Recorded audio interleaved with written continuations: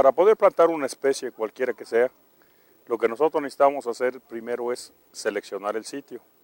El sitio estrictamente lo evaluamos de diferentes maneras. Uno de ellos son sus características en cuanto al suelo.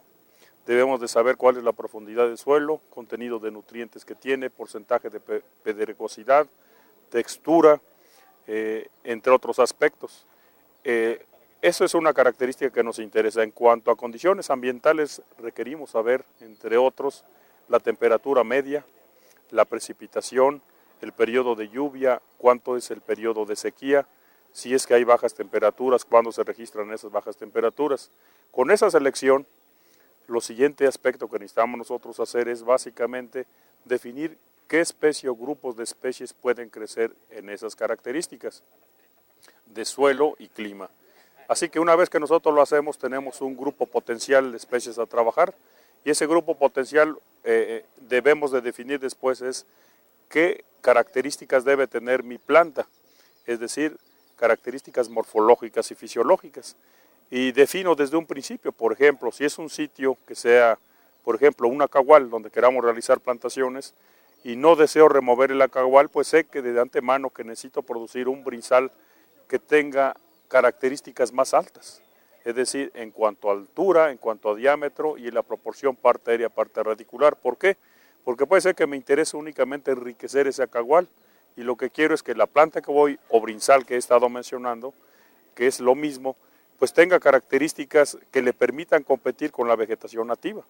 Así que en concreto lo que necesito hacer primero es caracterizo el sitio, caracterizo el clima y con eso defino qué especie plantar y qué características son las que debe tener. Cuando nosotros queremos realizar una plantación, primero evalúo el sitio. Esto es muy importante y tan importante es que la actual administración de la Comisión Nacional Forestal ha invitado a la Universidad Autónoma de Chapingo a que haga ese tipo de estudios con el objeto de que se plante la especie que puede desarrollar.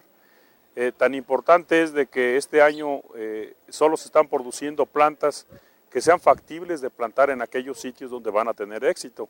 Anteriormente, ¿qué es lo que sucedía? Es que conseguía uno la planta, no había mucha coordinación y la planta que conseguía uno se establecía la plantación, significando esto que en ocasiones se tenía éxito y en ocasiones se tenía un fracaso rotundo.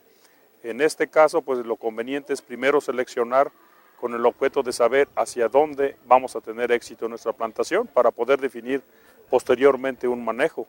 Si nosotros no lo hacemos así, lo que va a suceder es que técnicamente desde un principio vamos hacia el fracaso. Muchas de las grandes plantaciones que se han hecho en nuestro país han sido en ese sentido. Se transformaron en políticos sin considerar lo técnico y eso significó después muchos miles o millones de plantas muertas.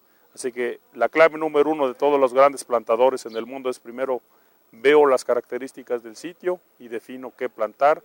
Posteriormente, una vez definidas las especies, la siguiente fase es definir procedencias de las especies deseables y después de esas procedencias de estudios que se realizan, la siguiente fase es establecer una plantación continua.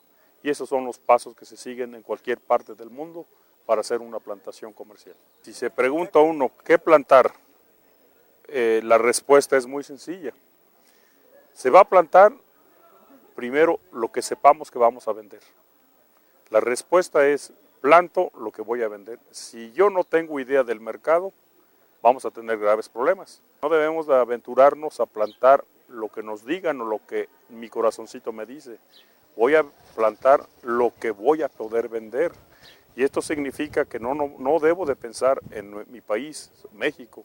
Debo de pensar a nivel global. ¿Esto qué quiere decir? Voy a venderlo donde me lo compren. Aquí en nuestro país la gente sigue emocionada que quisiera tener una casa cubierta de cedro de caoba y que su cajón de muerte también sea de eso, o la cuna del niño sea de cedro de caoba. Qué bueno que sean costumbres y tradiciones, pero no es lo que está requiriendo el mercado. Así que mucha gente tiene fracasos al establecer una plantación por desconocimiento de características autoecológicas de la especie. Es decir, hay unas especies que requieren sombra total para crecer o sombra parcial y otras que requieren plena luz. Plantaciones exitosas que se han realizado aquí con apoyo de la universidad en Tamaulipas, lo hemos hecho en cedro rojo en plantaciones a cielo abierto y plantando y regando y tenemos crecimientos equivalentes a un eucalipto. cuando la gente se dio cuenta, dijo, ¿a poco podemos hacer esto? Sí, pero ¿qué fue lo primero que hicimos? Analizamos. Cedro Rojo desarrolla desde Tamaulipas hasta Argentina, paralelo 28 norte, paralelo 28 sur. ¿Esto qué quiere decir? Una gran plasticidad de la especie. Pero bueno, los que le hicieron la plantación, en este caso fue una plantación pequeña, 20 hectáreas, lo que les interesaba era en forma inicial para ellos, para tenerlo para esta compañía, una iniciativa privada. Pero si no analizamos el mercado, pues es difícil. Así que la respuesta es, pues yo primero analizo qué es lo que pide el mercado y posteriormente decido qué plantar, no al revés. No porque ya produje cedro, voy a plantar cedro. Cuando plantamos especies tropicales, cedro, caoba, teca o cualquier otra especie nativa en los lugares tropicales, lo que usualmente hacemos es conseguir planta en determinados viveros que nos las vendieron. Esos viveros no siempre tienen garantizada la calidad de la semilla o dicho en otras palabras, la calidad genética de los árboles donde se colectó la semilla. ¿Esto qué va a obligar? A que los brinzalitos o los arbolitos que nosotros vamos a plantar tengan diferentes características morfológicas y fisiológicas, es decir, la altura entre ellos puede ser diferente desde un principio. ¿Esto qué me va a obligar? A que tenga, una vez que plante yo, que establezca la plantación, vamos a tener un crecimiento diferencial entre los árboles que sus progenitores fueron buenos. ¿Qué va a significar? Pues que las plantas van a ser buenas, mejor crecimiento, más vigorosas, y otras que el crecimiento es un poco reducido. ¿Y esto qué quiere decir? Árboles menos vigorosos. Esto dentro del bosque, ¿cómo lo caracterizamos? Se le conoce como árboles dominantes, los de mayor altura, árboles codominantes, en cuanto a comparación con altura del árbol dominante es menor, y árboles intermedios. Quien colecta semilla lo que hace es colecta de los árboles más pequeños. ¿Por qué? Porque es más sencillo.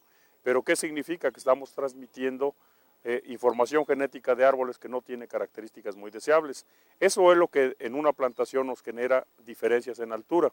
Así que vamos a dejar nosotros solo aquellos árboles que tienen las mejores características en cuanto a altura y diámetro. El resto de los árboles los vamos a tirar en función del turno que estemos manejando.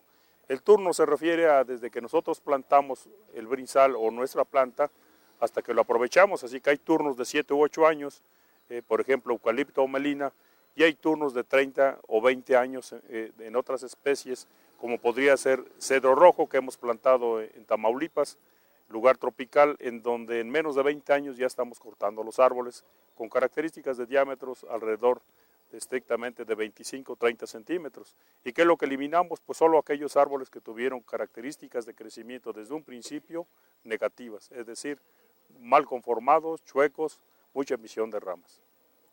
Ahorita, en términos de maderas preciosas, vamos a decir así, que son las que tienen ciclo un poco más largo, estamos hablando de 18 o 20 años, nosotros podemos aspirar a tener una cosecha de alrededor de $60,000 por hectárea. ¿Y por qué hablo en dólares? Porque las maderas preciosas ya se han vuelto un commodity realmente. Tienen sus precios muy establecidos. Hay una cosa muy interesante en cuanto a la madera. La madera yo creo que es de los muy pocos commodities que hay en el mundo que nunca bajan de precio. O sea, si bien no tiene unas altas y bajas como otras commodities, es un commodity que siempre va al alza, nunca baja de precio. Por lo general es muy estable y siempre a la alza. Aunque no sean muchas veces aumentos significativos, pero no tiene esas fluctuaciones que vemos en otros productos. Es un producto muy estable y es relativamente el mercado, nunca alcanzamos la demanda. Esta es otra de las cosas. Hay que recordar que hoy en día los países industrializados cada vez están poniendo más cercos a que sus consumos de madera sean consumos de plantaciones, en vez sustituyendo a las maderas producidas en bosques naturales. ¿Qué nos lleva a esto? Pues esto nos lleva a que, si bien la demanda siempre va en aumento, la proporción en las que se están haciendo las plantaciones ni siquiera alcanzamos a llenar los incrementos en demandas. ¿A qué nos lleva esto? A que si queremos y si el mundo voltea a ser a tratar de ser más equilibrado, a buscar que sean las maderas producto de plantaciones forestales, pues la demanda va a ser mucho mayor, y pues esto es como la ley de la oferta y la demanda, ¿no? Entonces, por eso es que los precios nunca bajan en la madera.